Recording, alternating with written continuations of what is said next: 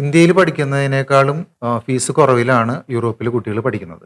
Okay. അപ്പോൾ compare ചെയ്യുമ്പോൾ അതായത് അവിടുത്തെ ക്വാളിറ്റി ഓഫ് എഡ്യൂക്കേഷൻ കമ്പയർ ചെയ്യുമ്പോൾ ഇന്ത്യയെക്കാളും കുറവാണോ അതോ കൂടുതലാണോ?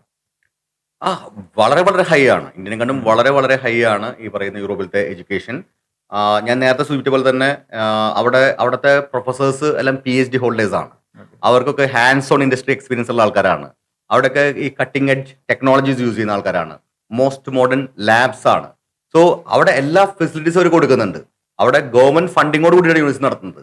കുട്ടികളുടെ പൈസ മേടിച്ച് കോളേജിലത്തെ പിയൂണിന്റെ ശമ്പളം വരെ കൊടുക്കേണ്ട അവസ്ഥ ഇങ്ങനത്തെ കോളേജുകൾക്കൊന്നുമില്ല. So they are investing money in people so that they can get ഈ പറയുന്ന ക്വാളിറ്റി ആയിട്ടുള്ള എംപ്ലോയീസിനെ അവർക്ക് കിട്ടണം. സോ അവരുടെ മോട്ടീവ് അതാണ്. അതല്ലാതെ ഈ കുട്ടികളുടെ പൈസ വെച്ചിട്ട് കോളേജ് റൺ ചെയ്യാന്നുള്ള ഒരു ആഗ്രഹത്തിലല്ല യൂറോപ്പിൽ യൂണിവേഴ്സിറ്റി നടക്കുന്നത്. അതുകൊണ്ടാണല്ലോ അവർ ആക്ച്വലി ഫ്രീ എഡ്യൂക്കേഷനും അല്ലെങ്കിൽ വളരെ ചെറിയൊരു എമൗണ്ടുള്ള ഫീസിൽ മാത്രം അവർക്ക് പഠിപ്പിക്കാൻ പറ്റുന്നത്. അപ്പൊ ഈ ഒരു കോൺസെപ്റ്റ് ഉള്ളിടത്തോളം കാലം തന്നെ നമുക്ക് ബേസിക്കലി ക്വാളിറ്റി അവിടെ കിട്ടും നമ്മൾ നോക്കേണ്ട കാര്യങ്ങളുണ്ട്. അപ്പം പലപ്പോഴും പല കുട്ടികളും ഈ പറഞ്ഞ പോലെ ചില എക്സ്പെൻസീവ് ആയിട്ടുള്ള രാജ്യങ്ങൾ അല്ലെങ്കിൽ എക്സ്പെൻസീവ് ആയിട്ടുള്ള യൂണിവേഴ്സിറ്റികൾ നോക്കി പോകണം കണ്ടിട്ടുണ്ട്. So what happens you are not looking at the quality.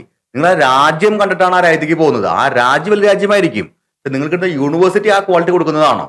So if you are not looking at the university ranking, you are following in for waste quality of education. നിങ്ങൾക്ക് education അല്ല കിട്ടുന്നത്, നിങ്ങളുടെ പൈസ മേടിച്ചു വെക്കാനും നിങ്ങൾക്ക് സ്റ്റേ ബാക്ക് തരാനുമായിട്ട് ഒരു emigration root എന്നുള്ള പോലെയാണ് ആ രാജ്യങ്ങൾ നിങ്ങളെ ഉപയോഗിക്കുന്നത്.